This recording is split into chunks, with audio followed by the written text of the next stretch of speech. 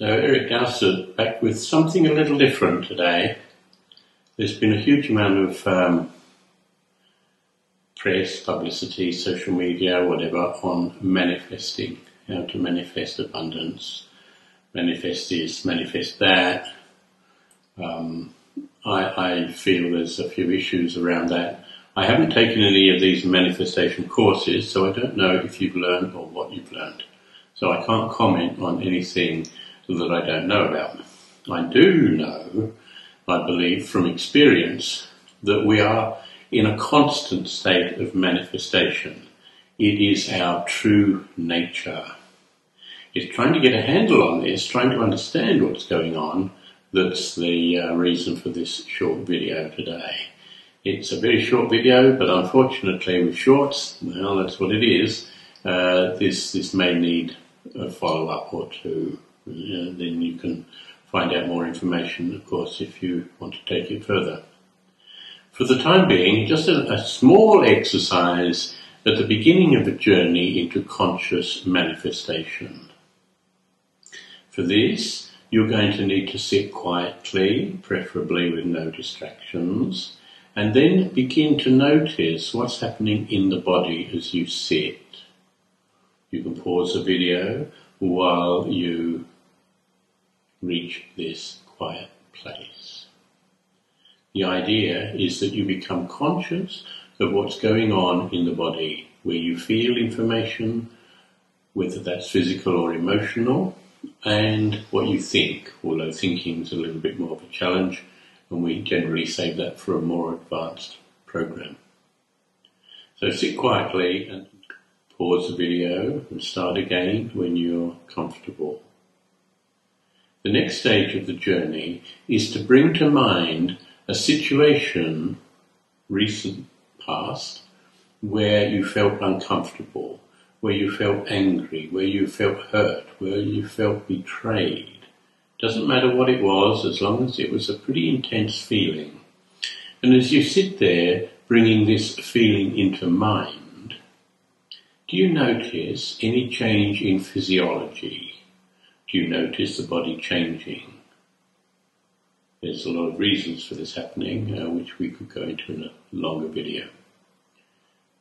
Firstly, though, try to notice if there's any change in the body as a result of where your thought goes. Pause the video if you need to. Just reflect on that for a moment. And the next step is to put your attention, think of something with a much more pleasant feeling associated with it. A pleasant memory, if you like. And then when you do this, as you give energy to this pleasant memory, notice if there's any change in physiology.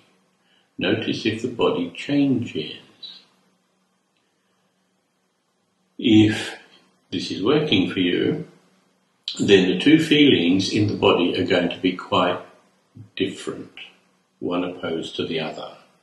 One that you're still judging as uncomfortable, as unpleasant, and one that you're judging as pleasant or very comfortable. This is only the beginning of a journey, and you need to practice it to be more and more conscious of this change depending on where your thoughts go. That's the first step. The second step to this process is to notice these changes and recognize what's happening. So my understanding, in a very basic biological sense, I'm certainly no expert in this area, but from what I do understand, when you put your attention on a memory, pleasant or unpleasant, there's a certain stimulation in the body which results in neurons in the brain firing off in an established order, creating a particular chemical called a neuropeptide. These neuropeptides, tiny little things, are strung together through the hypothalamus into amino acids. And I've been told that these amino acids are actually the building blocks of life. So then these amino acids cascade through the body, and depending upon cellular memory, cellular history, and abilities on each cell, they will enter the cell. So a small chemical, an amino acid, enters the cell. This is the beginning of what you would call a feeling, either an emotion or a physical feeling. If you identify with this feeling, then you're going to create more of these chemicals, so the feeling becomes more intense. So you're already manifesting internally a particular reality.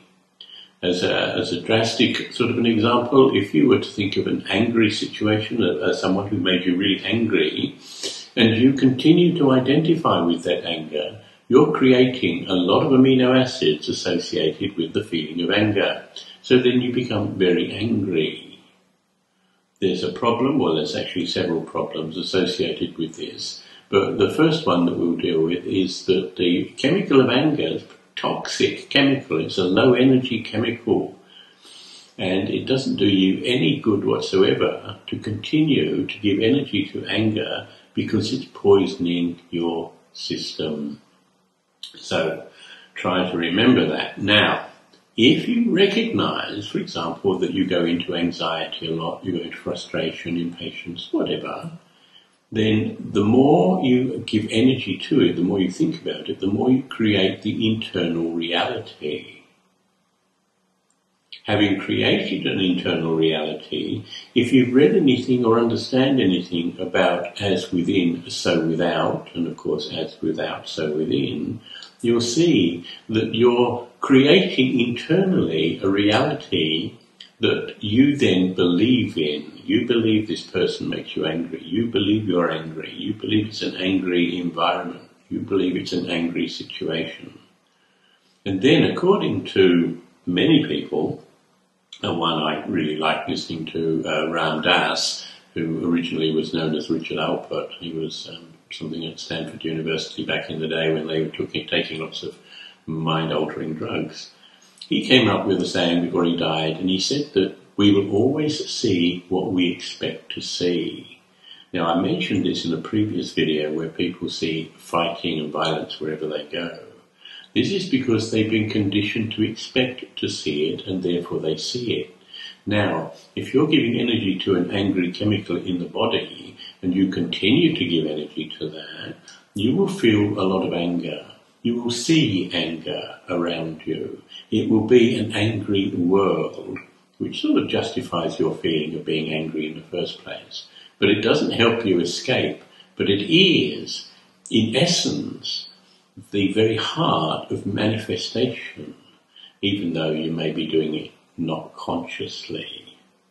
So there's a great part of us that does actually contribute to the creation of our reality, to the manifestation of that reality, which is not conscious. And I've gone into this in other short videos, where it's dependent very much upon what Jung talks about and calls the shadow aspects of the self that we've yet to understand, accept, and embrace.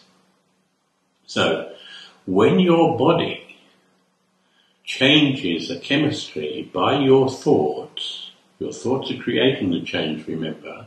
When your body chemistry changes, then the energy that you transmit changes. Some people refer to this as the aura. Some people see it, some people feel it. I would rather believe that I can feel it. I certainly can't see it. But it's a transmission of information from the body. If you transmit a huge amount of one particular emotion, then that's a signal you're sending out into the world. The world, being neutral in its ability to receive information and reflect it back to you, will reflect back anger if that's what you're putting in. Then you see anger, which justifies further identification with anger, which creates some more chemicals in the body, which creates more discomfort, more toxic chemicals in the body, but it also creates an angry world. This works on all levels, with all information, with all emotion. The more energy you give to any one emotion, the more likely you are to see it and meet it on the road.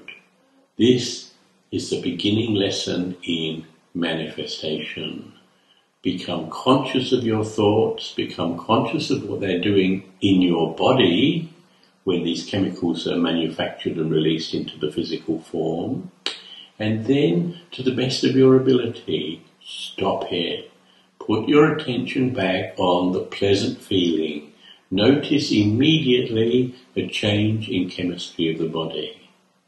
Practice this, and then you'll be ready for the next lesson. Thanks for watching.